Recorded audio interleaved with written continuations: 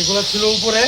পরে আমরা তাদেরকে চ্যালেঞ্জ করি, তারা বললো যে এটা আমাদের তুষের বস্তা যাচ্ছে, এটা কাঠের গুঁড়ি বস্তা যাচ্ছে, এগুলো ছিল সব উপরে। হ্যাঁ, এইগুলো বস্তা ছিল উপরে। পরে আমরা চ্যালেঞ্জ করার পরে আমরা গাড়ি সাইড করাই এবং সাইড করে পরে দেখি যে এই ভারতীয় এই পণ্য মানে কসমেটিক্স, বিভিন্ন ধরনের কসমেটিক্স এগুলো এখানে ছিল। পরে আমরা দুজনকে গ্রেপ্তার করতে সক্ষম হয়েছি এবং এই যে উপস্থিত সাক্ষী এবং জনসাধারণ তারাও ছিল, তাদের সম্মুখে আমরা মালামাল একটা একটা করে গুনে ঘটনাস্থল থেকে আমরা জব্দ করে নিয়ে আসছি।